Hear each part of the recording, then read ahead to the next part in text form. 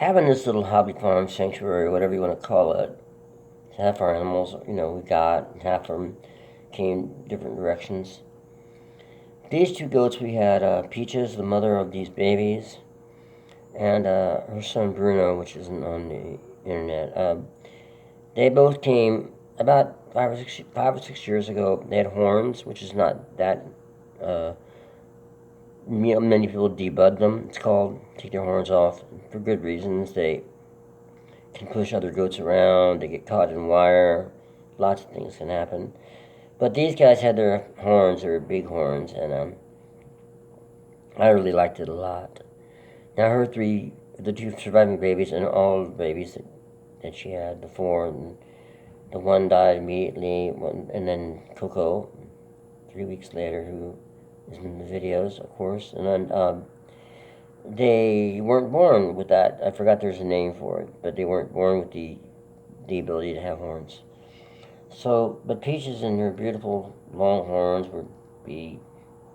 she'd want something from us, and she would use those things and butt us and stuff, and other times she'd just come up to us and, just to be pet, and when her son had to euthanize because of a male goat urinary problems, infection, kidney stone type things, I could tell she missed him, and she'd sometimes actually cry at the door. So when this male goat last summer came around, it was super cool looking goat, and really funny. He got through the neighbor's fence. I thought, oh, wouldn't it be cool to have, if he impregnates any of our goats. And so we had the young goat that he impregnated. She lost her triplets around Christmas Eve. Don't know what was going on with that. A friend of mine went down there. I was pretty sick around then. And then about 2 weeks later, Peaches had hers, quadruplets. And if I'd known how difficult it was for an older goat to have babies, I would have been more persistent in trying to stop this from happening, have them tie up the goat, anything. I might not have been able to stop it happening because it happened so fast. There's not much courtship involved in this, so he could have immediately come over, impregnated them, and then 2 hours later I could have said, hey, your goat's over here, can you, I didn't want to have kids, goat babies, in the wintertime. I don't live in a super cold climate like Minnesota or even Eastern Oregon, but it's a maritime climate, and we have a couple weeks of pretty cold weather, and that's when Coco, unfortunately, got stuck out one night, and that contributed to her death a few days later. So, in spite of what we tried to do, or despite, so anyway, the reality of it is that Peaches should never gotten pregnant, and if I could have done anything to avoid that, then I should have done it, because she was too old to have kids. I don't know how old she was exactly, but I suppose she was probably between 8 and 10. And I've known people that have had with their goats kids up to that age, but generally it's just not healthy. And I blew it, is what I'm saying. And it cost the life of a good animal friend. So when these guys pass away, here's two choices. It's like, I'm not ever used to it.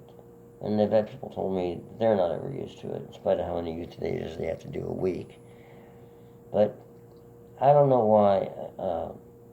I'm not a professional animal person. I'm not a vet or a vet tech or a vet assistant or anything. I just need to learn more about what I'm doing with my animals, or else I shouldn't really have them, even at this late date of my life. But I remember clearly when I was young, loving animals, but making stupid mistakes with them. So I thought, well, if Coco dies, I'm going to India, sell out, and Rosalie can come with me or not, but never, never, never be anywhere near another animal. But she did die, and I had to be the one to stay to euthanize her. So, but then Peaches the next week, and that was really difficult because we thought she was all right, but she wasn't. The pregnancy just did her in, and she had some kind of goat wasting disease, which we're going to find out if it's contagious. And if it's contagious, then that's another major problem in what's happening here. So, I mean, there's just all kinds of things in a place like this that can go on.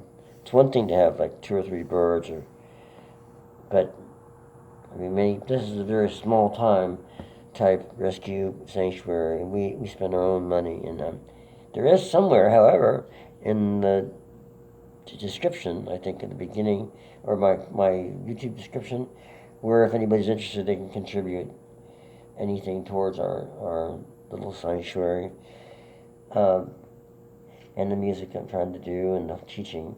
So it just comes down to, like, do people like me that aren't professional animal people, do we put up with it? Do we deal with it? Do we have to?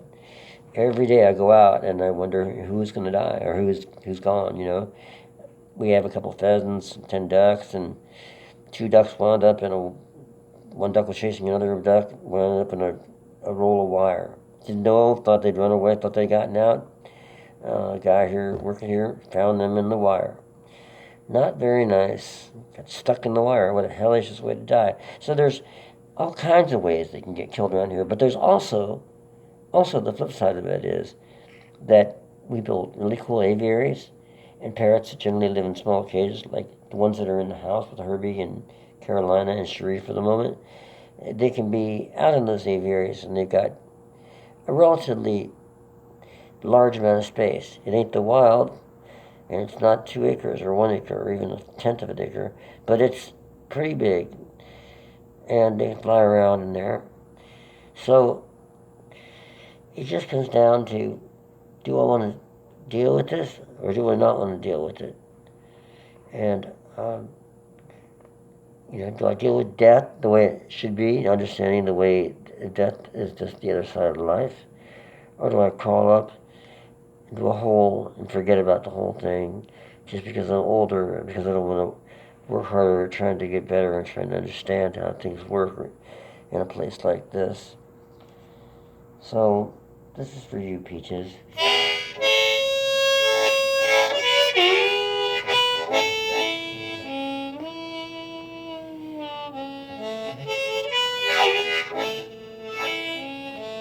I will miss you, Peaches. Yes, I will.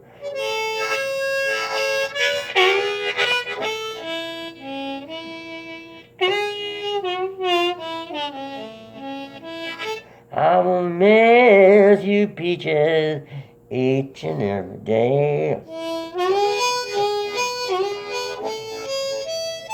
Well, you left me 2 kids that belong to you. Will I be able to keep them for you? I'm not certain I'm up to the task. You left me with that.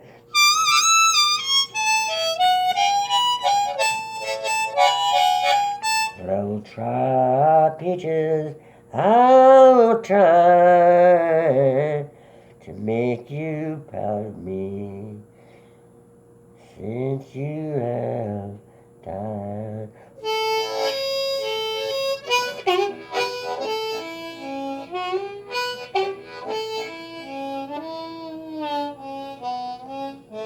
I know one day I'll see you again.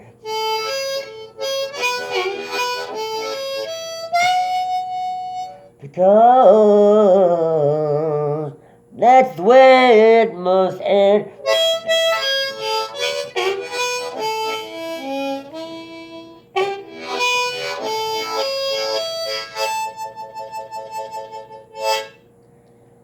I ain't no fortune teller, and I can't say what happens when we die or when our animals die, but I know that we're full of energy, and I know the energy goes somewhere.